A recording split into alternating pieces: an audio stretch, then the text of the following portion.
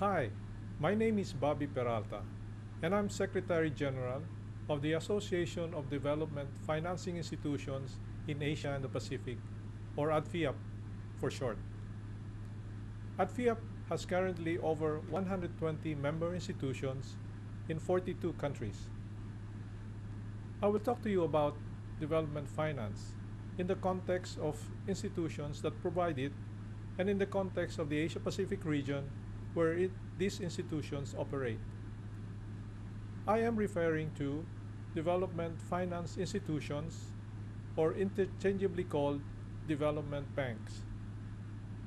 Development finance is a broad subject. It also means different in different countries and at different times. Finance can easily be understood, but it is the first word attached to it, which is development, that makes it difficult to precisely define it. Since A, there are different stages of economic development, and B, economic development in one country differs from another at different times. To begin with, economic development in the region began in earnest after World War II. This was also the time when governments in the region has set up national development banks in the mold of the World Bank. As you will note from the slide, there are at least 4 reasons leading up to the establishment of national development banks in most, if not all, countries in the Asia-Pacific region, and I surmise around the world as well. I will read them. Reason number 1. There was a need for a special purpose institution to accelerate long-term investments to create employment and achieve rapid national growth. Number 2, there was need also to provide financing to the engines of growth to achieve a higher degree of productivity and efficiency in the economy. Number 3, commercial banks are usually contented with short-term banking activities and are reluctant or are not in a position to support national priorities of long-term investment in the real sectors. And number 4, there was a case of market failure requiring national governments to intervene in the financial markets. The underlying principle is that long-term resource allocation should be done by business-skilled financial institutions rather than direct allocation by the government. I believe these reasons are still valid today, as governments in emerging and transition economies have also recently set up development banks in their own countries.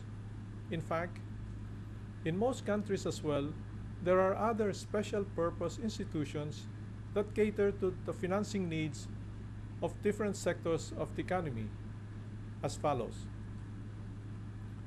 Policy banks are those that directly support the national government's economic policy and plans, and this can be found, for example, in Japan, China, Korea, Malaysia.